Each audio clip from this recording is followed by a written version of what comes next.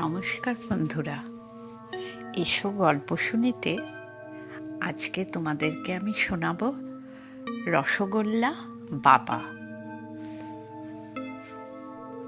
সামিরুল হক। এসো গল্প শুনিতে তোমাদের সবাইকে আমন্ত্রণ।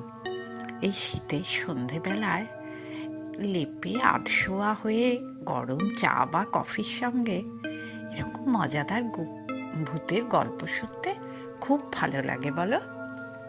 তাহলে শোনা যাক। রাত বিরেতে রসগোল্লা নিয়ে গাবতলির মাঠের মধ্যে দিয়ে তো আসবার জো নেই। এসেছ কি রসগোল্লা ভূতের কবলে পড়বে। দামহাটের মদন ব্যাপারী অত শত জানতো না। দিয়াড়ার মেলা থেকে এক হাঁড়ি রসগোল্লা কিনে সে ওই মাঠের মধ্যে দিয়েই বাড়ি ফিরছিল। রাত অবশ্য একটু হয়েছিল, পদঘাট একেবারে শুনশান, কিন্তু মদনের তাতে কিছু যায় আসে না। হেড়ের ঘাটের বাঁশের সাঁকো পেরিয়ে ডাইনে হরেশুটির শ্মশানে রেখে সে দিব্যি গুনগুন গান করিতে গাইতে আসছে তো আসছেই, কিন্তু গোল বাঁধল গাবতলির মাঠের বড় গাব গাছটার কাছে এসে। হঠাৎ মদন শুনতে পেল খোনা গলায় কে যেন তাকে ডাকছে। মদন, এই মদন, রসগোল্লা দে না রে। মদন প্রথমে ভেবেছিল এ তার মনের ভুল, তাই ওই বেসুরো ডাককে কোনো রকম আমলই দিল না, বরং আগের মতোই গান গাইতে গাইতে এগিয়ে আসতে লাগলো। কিন্তু তাতে বিপদ বাড়ল বই কমল না। এবার আর ডাকাডাকি নয়, রীতিমতো শাসানি। কালা নাকি, শুনতে পাচ্ছিস না? রসগোল্লার হাঁড়িটা দে বলছে, নাহলে ঘাড় মোটকে দেব। এই আচমকা শাসানিতে মদন খুব ভয় পেয়ে গেল। ওরে বাবা রে, মা রে, বাঁচাও বাঁচাও বলে সে দৌড় লাগালো। গাবতলির মাঠ পেরিয়ে না তবে সে দৌড় থামলো।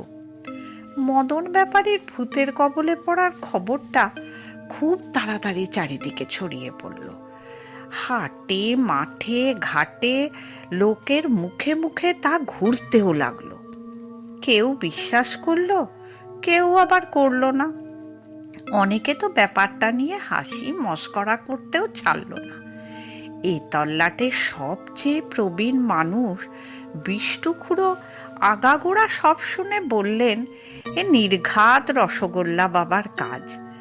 আমরা ছোটবেলা থেকেই তো তার কথা শুনে আসছি। খুড়োর নাতি পল্টু বলল, কই, আগে তো কখনো এমন কথা শুনিনি।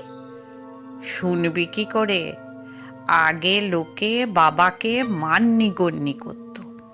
মাঝে মধ্যে মাঠের বড় গাব গাছটার নিচে বাবার জন্যে রসগোল্লা রেখে আসতো, তাই কখনো কারো অনিষ্ট করেননি। পল্টু এবার ঝাঁঝিয়ে উঠল, এ কি মগের মুল্লুক নাকি? লোকের আর খেয়ে কাজ নেই, গাটের কড়ি খরচা করে ভূতের জন্য রসগোল্লা কিনে রেখে আসবে। আলবাত কিনবে। মানুষের আর ভক্তি শ্রদ্ধা নেই বলেই তো বাবা অমন কাণ্ডটা করে বসলেন। দাদামণি, তোমার এই আজগুবি গল্পগুলো এবার থামাবে? আজগুবি হতে কেন যাবে রে ফোঁড়া? বরং গাঁয়ের লোকেদের বল চাঁদা তুলে বাবার নামে রসগোল্লা ভোগ দিতে, নইলে কারোর রক্ষে নেই। খুড়োর কথায় কেউ কান দিল না। পল্টু তো রেগে মেগে গজগজ করতে করতে বেরিয়ে গেল। যুক্তিবাদী সমিতির সদস্য অপূর্বকর বললেন, এই একবিংশ শতাব্দীতেও ভূত? যত সব আজগুবি খুড়ির গল্প। গাঁয়ে প্রাইমারি স্কুলের মাস্টার খোকন বিশ্বাস তো বলেই ফেললেন, তিনকাল গিয়ে এককালে ঠেকেছে। এখন ঘাটে যাওয়ার টাইমে খুড়োর ভীমরতি ধরেছে। যে যাই বলুক, খুড়োর আশঙ্কাই কিন্তু সত্যি হলো। বলতে না বলতেই কয়েকদিনের মধ্যে আবার একজন রসগোল্লা বাবার কবলে পড়লেন।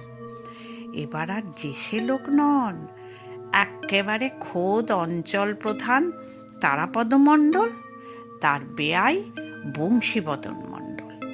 বংশীবাবু পুলিশের চাকরি থেকে সবে অবসর নিয়েছেন, তবে লোকে এখনো তাকে বংশদারোগা বলেই ডাকে। সম্ভবত বিরাট চেহারা আর ভয়ঙ্কর স্বভাবের জন্য বাপ মায়ের দেয়া তার বংশীবদন নামটি লোকের মুখে মুখে বিকৃত হয়ে বংশদারোগা হয়ে গেছে। 6 ফুট লম্বা, তাগড়াই শরীর, গায়ের রং মিশে মিশে কালো, থোবড়ানো মুখে বসন্তের দাগ, আর কায়দা করে ছাঁটা হিটলারি গোপ তার চেহারাকে সত্যিই বিকট করে তুলেছে। আগে ইচ্ছে করলেও কাজের চাপে বংশীবাবু কোথাও যাওয়ার ফুরসত পেতেন না, কিন্তু এখন চাকরি থেকে অবসর নেয়ার পর তার হাতে এখন অঢেল সময়। এই অবসর জীবনটা তিনি নিজের খেয়াল খুশি মতোই উপভোগ করবেন বলে স্থির করলেন। তাই তো আজ মনে হতেই হুট করেই বেয়াই বাড়ির উদ্দেশ্যে বেরিয়ে পড়া। ঘণ্টাখানেক বাস জার্নির পর তিনি চারঘাট হাটখোলায় এসে নামলেন।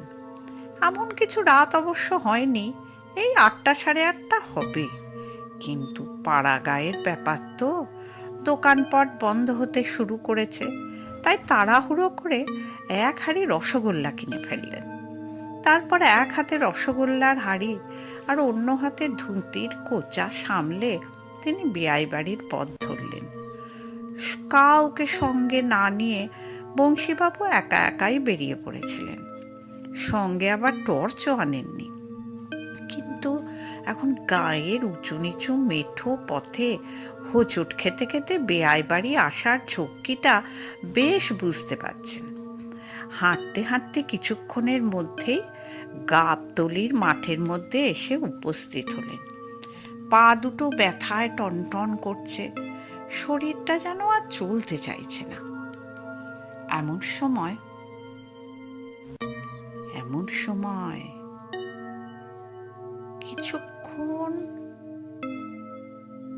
হাঁটতে হাঁটতে তিনি গাবতলি সেই গাছের নিচে এসে দাঁড়ালেন।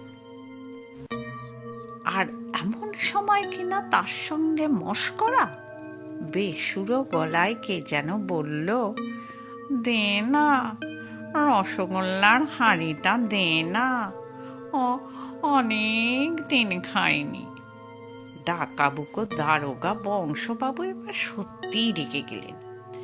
এক হুঙ্কার ছেড়ে বললেন, কে রে বেটার ছেলে, পেছনে লেগেছিস?